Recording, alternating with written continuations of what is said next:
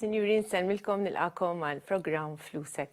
Illum se naqsmu ftit sibijiet magħkom dwar is-swieq internazzjonali ma' manager ta' fond internazzjonali li qiegħed Malta biex jindirizza konferenza. F'tieni parti mbagħad ħankomplu naġġornawkom fuq is-suq internazzjonali, il-mistiedna tagħna huma Dimitrios Batzis u Gabriel Mansueto. Se nibdew sabiex nintaqgħu mal-ewwel mistieden tagħna Dimitrios Batzis. Dimitrios, welcome to Flusek. Thank you so much. It's a pleasure.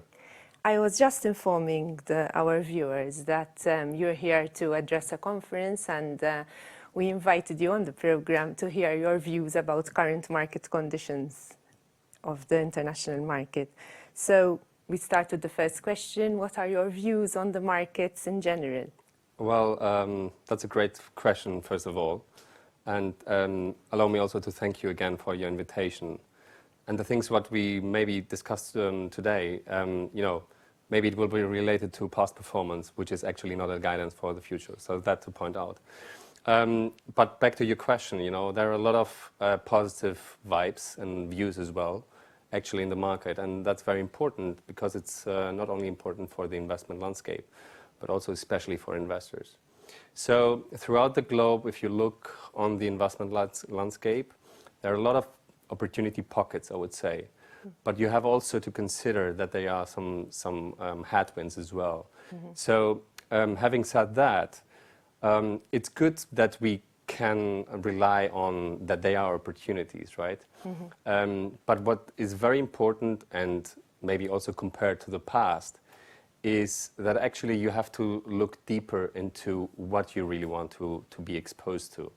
You have to be more nimble, and you have to make also decisions which you didn't have to make in the past, for example. But overall, I would say that the mood is good, either on the equity but also on the fixed income side.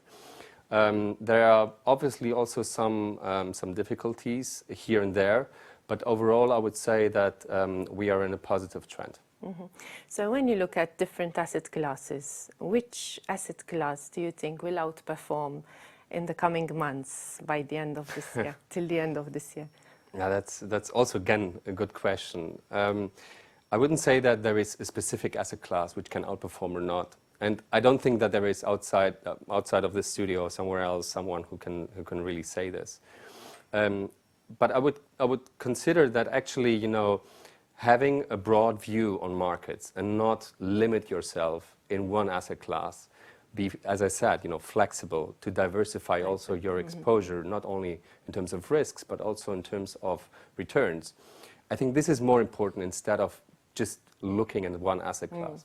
Obviously, there will be asset classes which will outperform other asset classes, or obviously also within asset classes, there will be sectors, for example, which will outperform.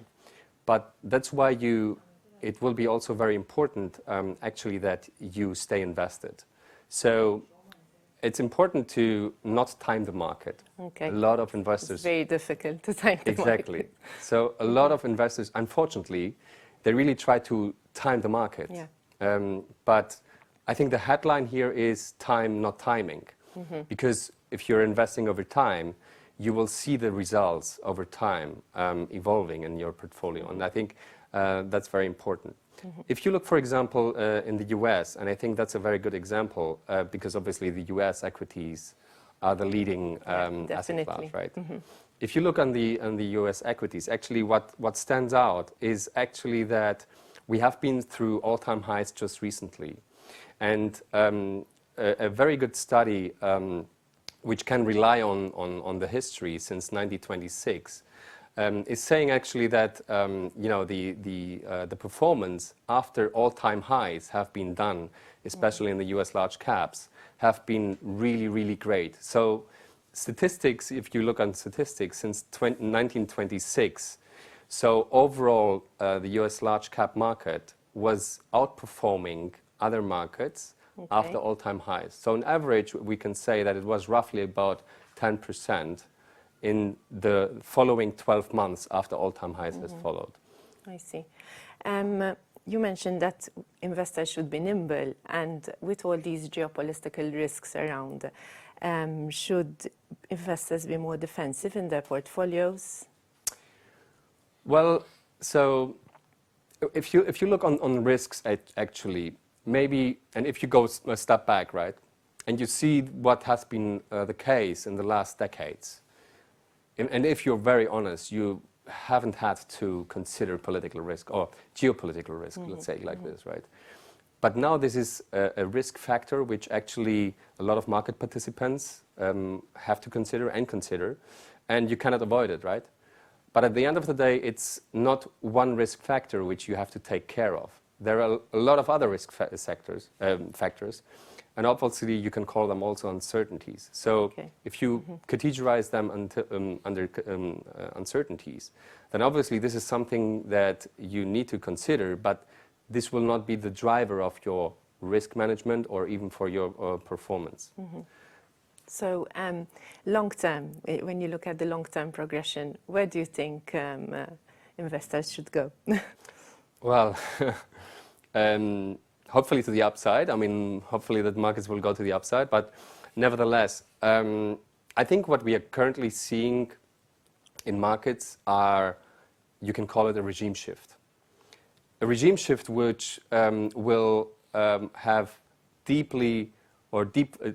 valuations which will drive markets. And these deeply changes, this will be the factors which will be important for investors. So if you look on the changes, what is currently doing in markets, so think about, as you said, the geopolitical risks, but there are also other factors which you need to consider. For example, also the digitalization or AI, the energy transition, the climate change. So there are a lot of factors which will drive markets if you want. But if you want to summarize them, they are actually three factors, 3 Ds, which will be important and which will drive markets actually. These are the deglobalization, obviously, what we are currently seeing. So a lot of companies, we call it reshoring or nearshoring, friendshoring, however you call it. But this is the deglobalization where a lot of companies, they are bringing back their manufacturing facilities back home, which is obviously good because you're creating jobs. But on the flip side, you're creating also inflation through this.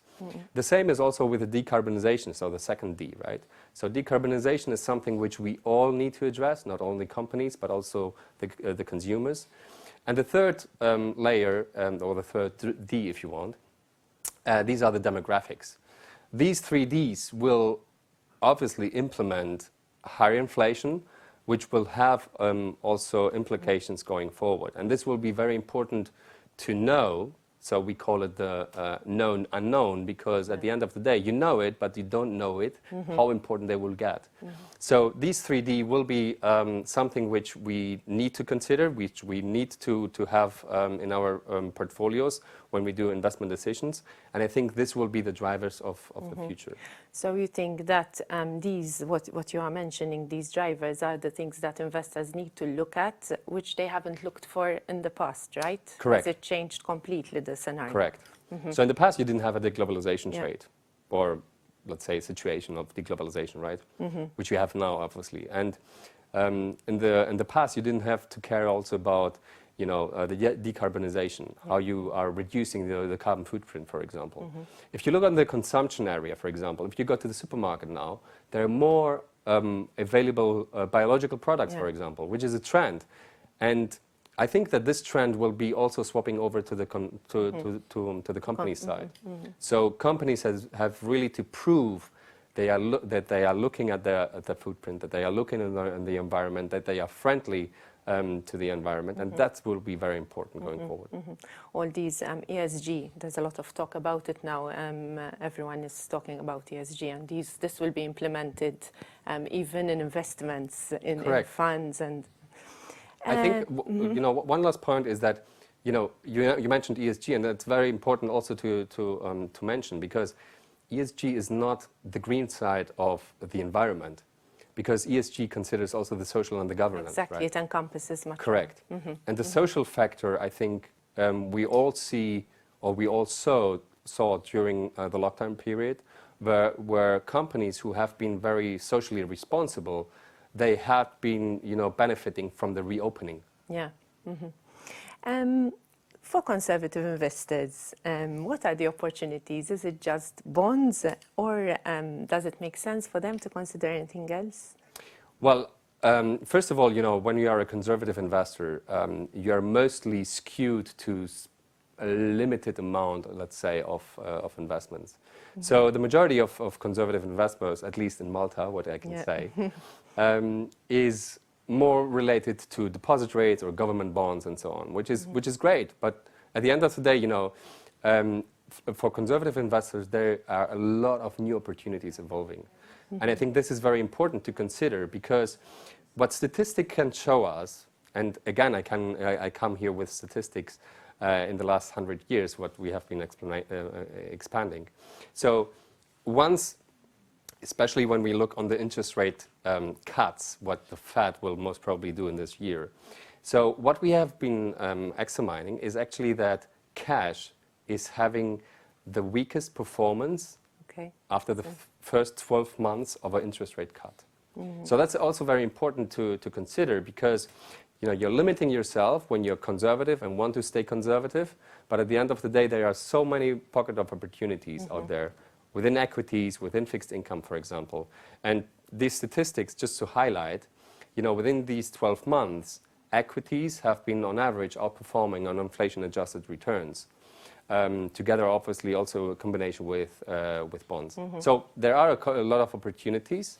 And I think conservative investors have to watch out for these opportunities and to be accessible for this, I would say.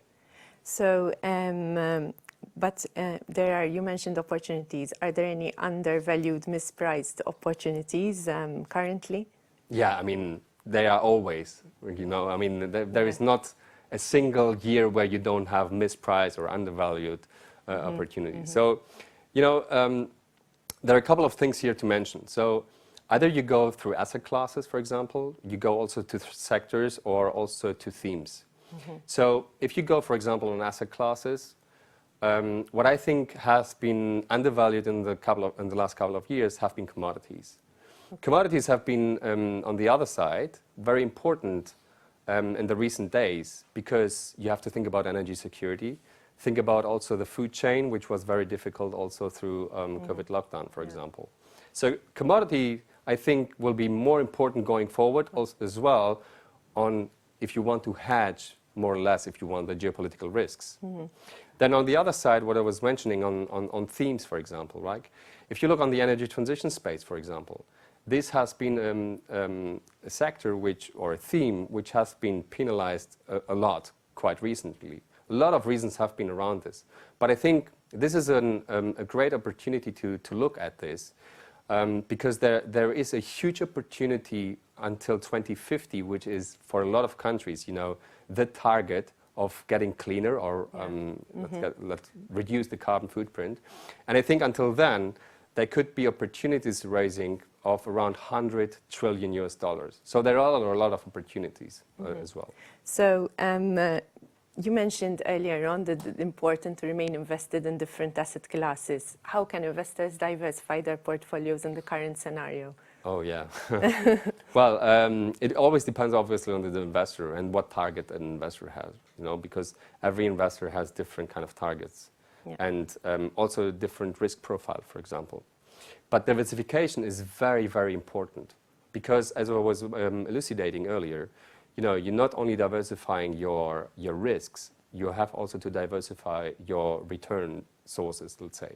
So diversification going forward will be very, very important, because we are in a regime shift, as I was saying, and this regime shift is dynamically changing, or this is dynamically changing markets. So a usual, or at least until now, a 60-40 portfolio, 60 equity, 40 bonds allocation, will be not enough anymore. Because this is how we have seen in the past that correlations are now positive again. I'll give you an example. The 5-year correlation between global equities and bonds is now positive, which means actually, no matter if you are invested in equities or bonds, if the one asset class that goes down, the other is also influenced by this. So diversification tools are going forward more difficult to reach and also difficult to implement. So having the right strategy, having the right advisor at your end, and obviously also sticking it to your profile, to your character, the diversification tool will be even more important than it was in the past. Dimitrios, thank you very much for being with us today, and thank you for the invaluable information you shared with our viewers. I thank you. Thanks a lot. Aħna nagħmlu waqfa qasira ta' ftit minuti għar-reklami, ibqgħu magħna.